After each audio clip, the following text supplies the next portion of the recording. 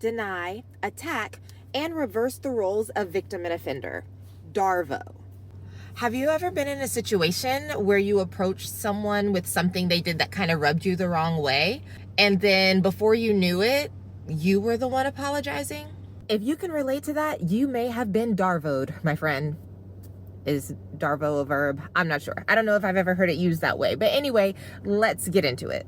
The DARVO technique is one that is commonly used by people who are not very empathetic.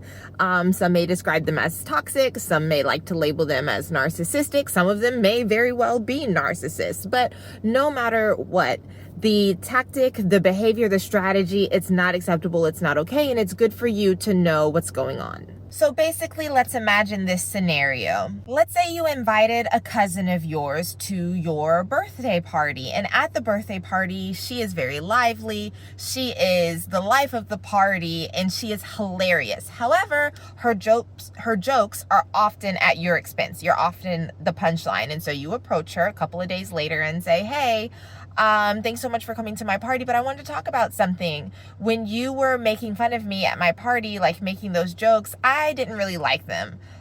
You know, if you could just kind of not do that in the future. Like, I understand that everyone was having a good time, but that doesn't make me feel loved. I actually felt pretty embarrassed. You may even throw in some other things like, I know you didn't mean it that way, but yeah.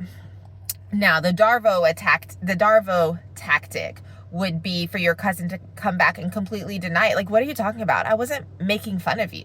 Who was making fun of you? I wasn't making fun of you. And you're like, oh, well, this joke and that joke. No, it was a joke. Now here comes the attack. Not only are they going to deny, but they're going to attack you. You're just so sensitive. You don't know how to take a joke.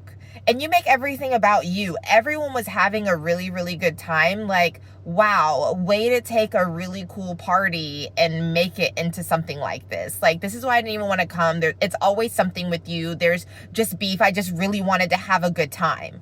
Like, whoa. Now, not only are they saying they didn't do it, now you're at fault and there's something wrong with you. Is this sounding familiar or relatable at all? And then they reverse the role of victim and offender. You are the one coming and saying that your feelings were hurt and you were hoping for reconciliation, even an apology. But now they are the victim. Wow, like, I'm so embarrassed. I feel so bad. I was only trying to have a good time. Like, I showed up, I brought you a gift. I'm here trying to work on our relationship, and all you can do is attack me. Like, I didn't even want to come out that night. I wasn't even feeling that great. And now you're making me out to be this horrible person. I was only trying to support you. Like, and I was bringing people in. Some of your friends were sitting on the outskirts, like they didn't even, know what to do, or they weren't having fun, and I got everybody talking and laughing. But that's okay. That's okay. If I'm gonna be such like a mean person to you and you don't like when I'm around and you don't like my sense of humor, I just won't come to your parties anymore. Like, it's not even that big a deal. And then before you know it, you are the one apologizing.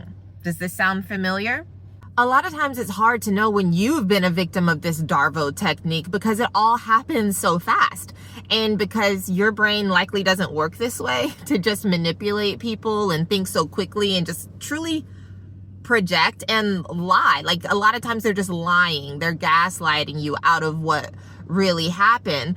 The conversation shifts from their undesired behavior to now your character, and you're trying to defend yourself when you weren't even attacking their character in the first place. Notice often when this DARVO thing happens, you're approaching them about a behavior, a thing that happened, but we can't even talk about that thing because we become so preoccupied with defending our character. So just a reminder, in this hypothetical situation, we talked about jokes at a party, maybe even said you might not have meant it. And we go from jokes at a party to now you having to defend yourself from being too sensitive, blowing things out of proportion, not loving and appreciating your cousin. How did we get here? If you've ever found yourself in a situation where you're literally wondering, how did I get here? And how am I apologizing? You, my friend, may have just been DARVO'd.